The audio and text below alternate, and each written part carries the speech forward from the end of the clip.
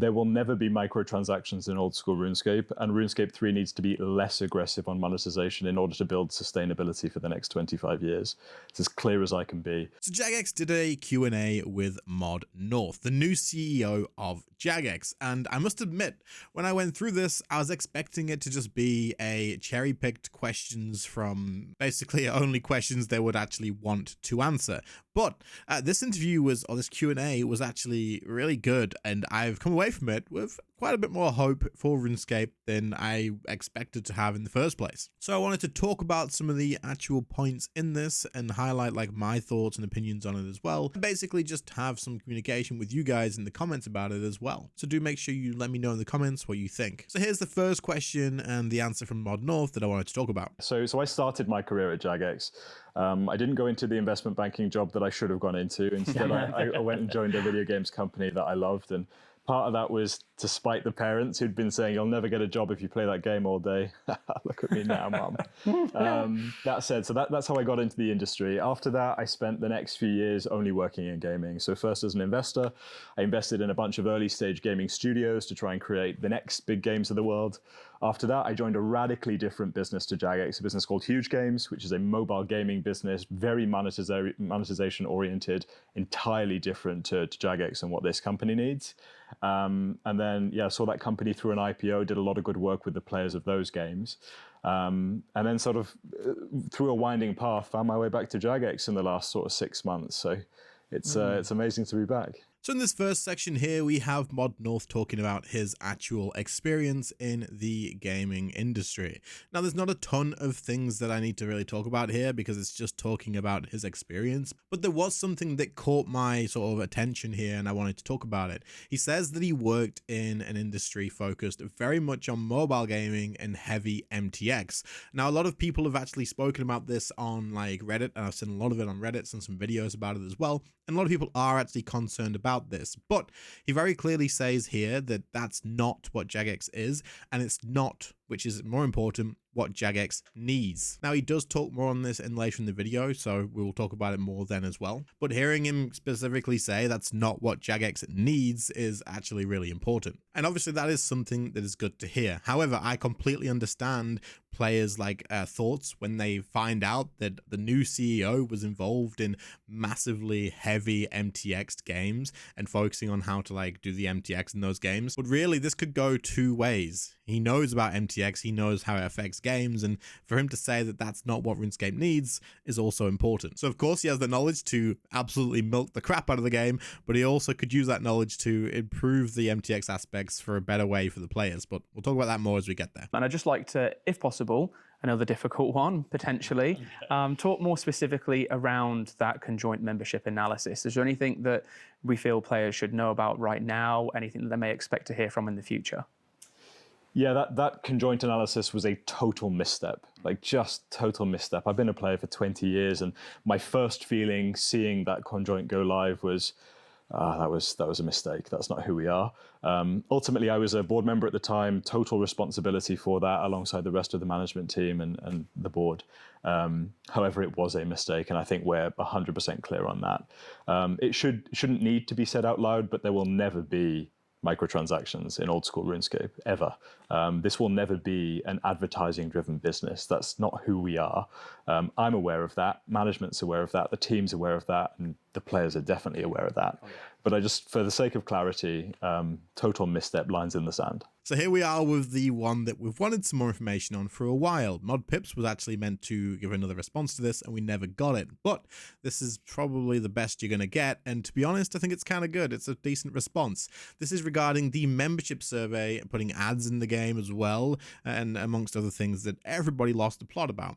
Now, he doesn't jump around or beat around the bush. He purely just says, yep, this was a misstep. This was a terrible idea, and it was bad. So not only does he actually confirm and say outright that there will never be MTX in old school RuneScape, lucky buggers over there, but he also just basically takes like full responsibility and says, yeah, I was a board member as well. This was a terrible idea. It was a misstep. It was a mistake. And it's not who Jagex are or who he wants them to be. Luckily, this is the new CEO. He is in the position to talk for Jagex. So this is, of course, great to hear as well. And while he's not going to outright come and go, yeah, well, it is what it is. We wanted to find out if we could make more money, and so we submitted it.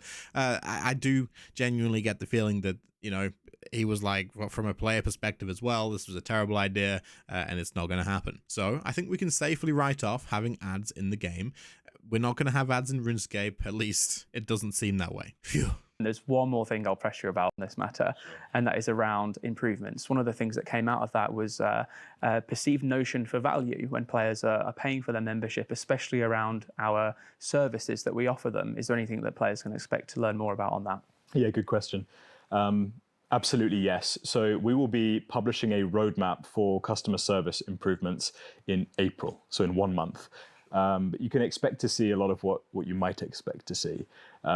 Things like more human interaction in the process, transparency of ticket management processes, some self-serve functionality, all of the things that you'd really hope to see from a best-in-class live game customer service production. It's not all going to drop overnight, but there is a real clear process, and we're going to treat this just like a large piece of content that's rolling out, whether it's Zaya, Varlamore, or Sailing, and check in with the community procedurally and frequently with status updates. So yeah, April. Next up, they ask Mod North about the actual improvements that can be expected for player support. Remember when the membership survey dropped and part of that was improved player support? You can actually get player support if you pay more. Well, I guess they've took a step back and realized, what the frick, this should just be a thing. And of course, they've probably heard players saying and posting everywhere that we should just have player support. This is a massive company with a massive 2 games. Why is there no player support? So in April, apparently confirmed now, we will be getting a roadmap for player support improvements, which is really cool. And to actually get a roadmap on this and not just them saying, okay, so you're going to be able to do this and this and this, to have a roadmap to show us when to expect stuff is huge. And this is coming in April, meaning it's not actually that far away, and we have a date to look out forward for it to see when it drops. I'm very much looking forward to getting this into the game. I think it's a huge problem. It is a massively big problem that RuneScape has. So being able to actually get some human interaction and not having to go to Twitter or Reddit to get upvotes, to be able to then maybe get replied to by a bot or just told that, oh well, get over it. This is going to be very important. He mentions the sort of things you can expect, but it's all kind of like straightforward what you kind of would expect. And we'll get more information on the roadmap in April. So as our CEO, what is your, would you say, is your vision for Jagex, RuneScape, old school RuneScape? What would you say is your 10-year plan, for example, between 5 to 10 years? 10-year plans to grow the communities of both. And it really is that simple. So Jagex as a business is fantastic at maintaining and building and growing old school RuneScape and RuneScape 3 and shortly RuneScape Survival. I'm sure we'll talk about that. But actually, what's closest and nearest to my heart is taking old school RuneScape and RuneScape 3, not meddling with the formula, making them incrementally better with the most fantastic designers, I think, on earth for these games. I'm looking to many of your respective teams here. I think if I get out of the way and empower and endorse and support those teams to continue doing what they've been doing, particularly in the case of old school, and we'll talk a bit more about the differentiations between each shortly, I suspect. Get out the way, empower them to do what they do best, deliver fantastic content that players want for years on end. And we supplement that with a bit of hype building. I actually think there's no reason why these communities can't grow healthily for the next sort of 5-10 years. And to be honest, in the case of RuneScape 3, I think we need to think longer than 10 years. It needs to be 25, 50 years in the future. There's no reason why these games can't have another 25 years in the case of a game like RuneScape 3. We just need to make sure that that game, its economic model, its integrity is set up for another 25 years of sustainable, healthy growth. Now, this one has a lot of stuff in there, and you can make a lot of assumptions as well from what he's talking about, but there's a lot of cool things to hear as well. 25 years to 50 years for RuneScape 3. I mean, personally, I kind of hope that the technology for gaming advances quite a lot in the next 25 to 50 years, to the point where either Jagex just releases something way bigger than RuneScape 3, or maybe it becomes RuneScape 4 and it's a way better version, something like that. But for him to be planning that far ahead is important, and it's something that, let's be fair, as RuneScape 3 players, how many of you thought this game would be dead in 3 years, 5 years, 10 years at the most, maybe? To be able to have the CEO say that we need to look at making this thing last for another 25 years is super important. But not only that, giving explanations on very quickly, of course, this is a very short sort of question on how to do that. One was to get out of the way of developers and allow them to make the content that players actually want. Now, this is where you can make one of those assumptions that I was talking about. Does this mean that devs in the past probably had restrictions on what they can make, or like how much time they have to spend on certain projects, or do they have to be built around, oh, you also need to include a way to monetize this a little bit more, or anything like that? I mean, very possibly. It's a big assumption. Probably there's no basis on this for me, by the way. It just kind of would make a little bit of sense that JMods were more restricted on things that they could do. So for him to say to get out of the way of devs multiple times, by the way, is kind of interesting to hear. I genuinely do believe the content devs that RuneScape and Old School RuneScape have are on another level to many other games. Like the content we do get, think about it. Whenever we actually get content drops, specifically in RuneScape 3, right? The content drops are really damn good, except for maybe like a couple of the 110s that have dropped in the past. The runecrafting one lately I think was brilliant, by the way, but like maybe mining and smithing was a little bit meh. But when you look at the actual big content drops, we get things like the Sanctum of Rebirth. Remember when we actually got all of the Elder God Wars releases? That was an insane year, and I expect some crazy stuff to come out in the next couple of years with the roadmap they've just announced. The devs deliver every single time when it comes to this sort of stuff, at least in my opinion. So for him to say get out of the devs' way and allow them to make the content that players want kind of sounds very interesting, and sort of like assumptions do fly with this. The next thing he talks about is the long-term health of the game and not focusing on the short term. He admits that there has to be a lot of changes, but he specifically says that you need to ensure the integrity and the economic standing of the game is absolutely correct. The integrity of RuneScape 3 is a mess, or it has been a mess, and it definitely does need changing. So for him to say this too, again, he could have completely ignored this bit. He didn't have to talk about the MTX in this point. It didn't pop up. They didn't ask the question on it. They just said, what's your focus, or what's your sort of vision of the game? And I like the fact that he's the one that brought up the integrity and said we need to focus on the long term and get the integrity correct. I agree with this, and I think that if they do this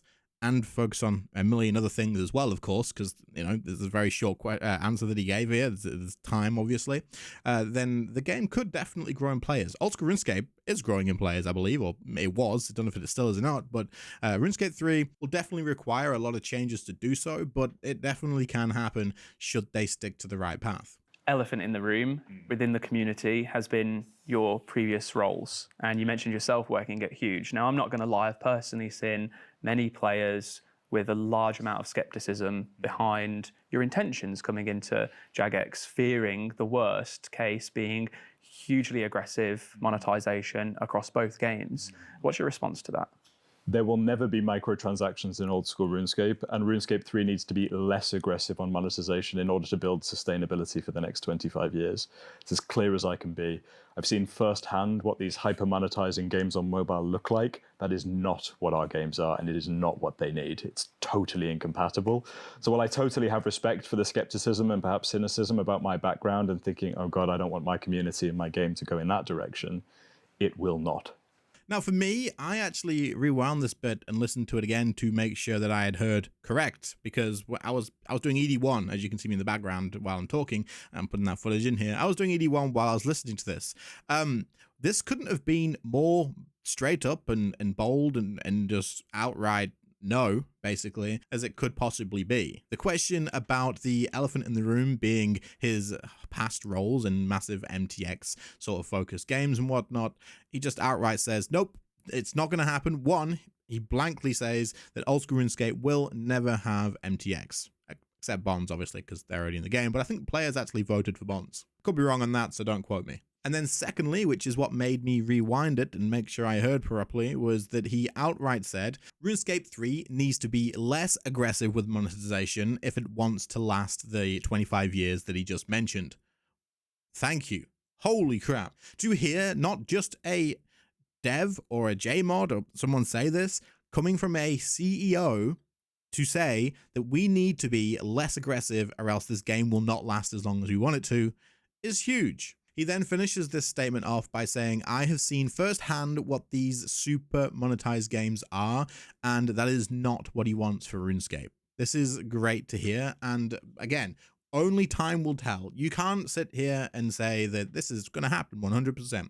He's a new CEO, a new face around the community here, and we'll have to just sort of take this for his word at the moment and then judge it based off of what actually happens. But personally, I think saying this as bluntly as he puts it, and like he says, this is as clear as he can be. I think doing that and clearly actually knowing how to communicate makes it much more believable and makes me able to sit back and say, you know what, I actually do kind of believe this a lot more easy than, say, if this had been written in a news post by Mod Pips. Because we all know for a fact that we've heard that way too many times, and well, 3 months later that was a load of rubbish, and we'll just have to see. We'll wait 3 to 6 months, see what happens with the game, and judge off of that. But so far, I must admit, it does sound kind of good.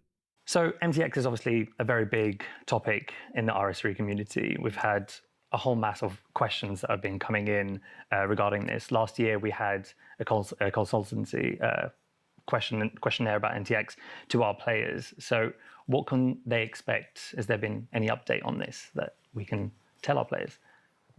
Yeah, good question. So I looked at that consultancy when it went live. I think I responded myself, and I've seen some of the results since. Look, my view on this is we're not in a sustainable holding pattern right now with the way that RuneScape 3 monetizes. That's no secret. The community knows this. It was clear in the feedback. Our internal team knows this, and our team are extraordinary. They care about this game more than you'd believe. They don't want it to be an unsustainable pattern. Players don't want it to be an unsustainable pattern. I don't want it to be an unsustainable pattern. What we need to do is recognize that we're leaning a bit too much on the gas right now, maybe a lot too much, and find a way to come off the gas. It won't be quick. This is a game with 20 years of feature development and interconnected systems within it that are all tied into our microtransaction ecosystem. That's not an easy thing to unpick, and so it won't be a mic drop moment where everything sort of gets switched off and we move forwards. It will be turning the tanker into a direction that guarantees another 25 years of sustainable, healthy operation. I think the quick way to answer it is we know there is a problem there. I'm personally invested in creating a more healthy game. So yeah, it's going to happen. It will happen.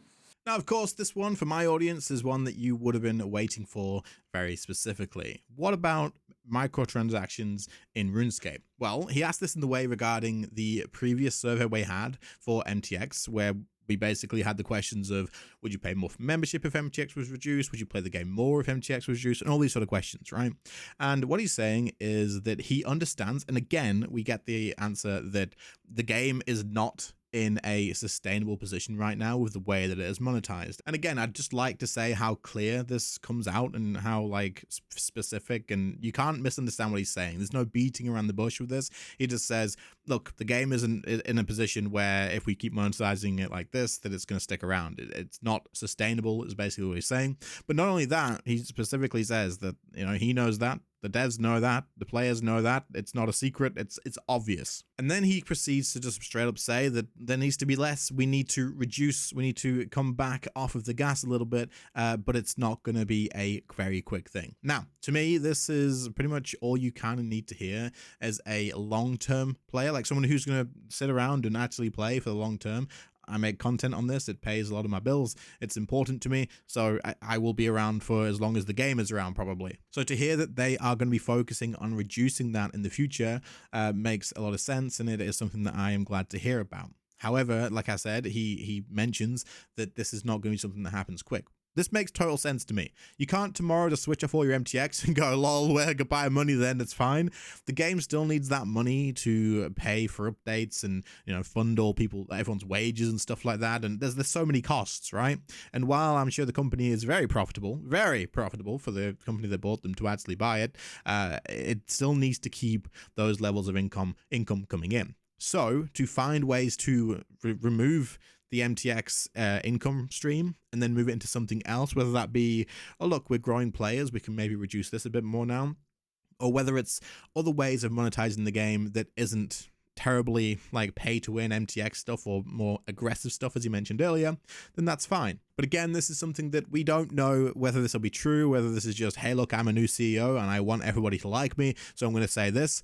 We have to wait. We have to wait and see what happens. But again, because of how clear the communication is and because of how straight up the answers are, and it's not, this to me is a weird interview. Jagex, I am so used to them dancing around the question and hiding behind all these little like, oh, well, actually we could do this and basically not answering questions. He's just straight outright saying, no, we're way too much on the gas for MTX. We need to reduce MTX. It's not going to happen straight away, but it is going to happen. This is huge to me, and I'm glad that this is the sort of communication that we get, and I hope it carries on in the future. Very much for taking the time to sit down with us today and answer the questions. The transparency has been really appreciated. I've personally really been grateful for the fact that you've been here. I'm sure the players have too. Speaking of transparency, is this something that we should expect more of moving forward? Yeah, absolutely. I think we're at our best when the game teams and the community are closest together. I think that needs to continue, and it's going to be one of my jobs to make sure that it does. But ultimately, I think your game teams, you folks on the front line, already do a pretty great job of it. I think what we're doing with player support, announcing the roadmap in April, is a great example of the tone that we'd like to continue to set. But actually, I don't think there's a need to reinvent the wheel on that, to be honest. It's important that the community stays close to the game team, and myself and the rest of the leadership team, we do what we can to enable that. Now, this was actually the ending, but I wanted to talk about the other thing, which was the new survival game. Talk about that separately. This was basically just saying, can we expect more transparency in the future? Now, listen, if this had come from Mod Pips, if it had, and if it'd been the end of like one of his written posts, or I'll tell you what, how many times did he actually go and do a Q&A like this? I don't think I've ever seen it. Maybe I missed it, but either way, even if he did, I probably would have got to the end and gone, yeah, don't believe it, whatever, a load of crap, a load of bull crap, don't believe anything you just said. Very likely would have been my response, and I mean, fair enough in my opinion, you know, but with the way this interview's been laid out, I do believe that, you know, as long as it sticks the way that it is and we keep seeing more of him and we actually get to hear his opinions, and if people can start talking directly like this, it'll be really good for the game. Anyway, that's basically my thoughts and opinions on the whole interview. I'm going to talk about the survival thing soon because it sounds exciting, and as a RuneScape creator, I am going to cover it. Hell freaking yes. But other than that, I hope you all found this useful. Let me know in the comments everything you want to know about it, and let's see about the survival thing. Okay, so what about things that aren't RuneScape or old school, right? There's a lot of upcoming projects, things that Jagex are working on, especially something like RuneScape Project Survival. How do you feel about that? RuneScape. That is absolutely RuneScape. It's not old school, but it is RuneScape. Yeah, look, Survival for me is really interesting project. I've been quite lucky. I've played a bunch of the internal builds and some of the alpha test builds as well over the past few months, and the last one, genuinely, a few weeks ago, I was supposed to be spending about an hour just looking through the latest build to check for changes. Spent more than 20 hours playing the game over a weekend. I'm not joking, I swear. Oh, wow. And so I got really hooked, and I think my girlfriend was worried about my health, and about 4 a.m. I sort of trundled into the bedroom, like still stressing about goblins just destroying my house without giving out too much. I swear, I actually am. I'm really excited. This is one of the first big releases that Jagex has had for a long time now, years, and it's one of the few products that I've seen sort of being ideated upon that really deserves to wear the RuneScape name, in my opinion. So we'll hear more about that shortly, but I'm stoked. I think it'll be great. So not a whole lot was actually talked about here, but basically the RuneScape Survival is still being made. This is the first I've heard about it in ages now, actually. Every time it pops up, I'm like, I forgot about that. But they are working on it. Apparently, he's played 20 hours of it. I mean, again, you don't know how true this is, of course, but if you played 20 hours of something, then you would expect there to be enough content for you to actually spend 20 hours testing something. And the only kind of like spoiler leaks or anything like that, content leaks, I suppose, that he was given here is that he was stressing about goblins destroying his house. While this doesn't give away a lot of stuff, it does sound kind of fun and interesting. When this does release, I will absolutely be trying it out, and if it is good and it is like popular and successful, then maybe we even make a second channel to cover this as well. And I'd like throw it all on the same channel because, you know, it's not the same game and this is very RuneScape focused, but, you know, who knows what'll happen. Let me know what you guys think in the comment about that as well. But yeah, share your thoughts on this. Again, I am going to be staying very skeptical in the point of like, I want to believe what he's saying, and I do, actually, because of the way that it's communicated, like I've said about 12 times at this point. But at the same time, I'm at the point with RuneScape and Jagex where I'm not just going to sit here and be like, oh, guys, everything's going to be great, because you got to wait now 3, 6, even 12 months, see what happens. Make sure that in April, this thing actually does drop for player support. See if Mod North is a man of his word, and see what actually happens with that. But coming out and saying very specifically about things and like putting it very clearly on what you want, not beating around the bush, is a very good step in the right direction of communicating well that you only want good things for the game, and hopefully there is good things to come. Let me know in the comments what you guys think again, and I'll catch you all in the next one. See you later, guys. Bye.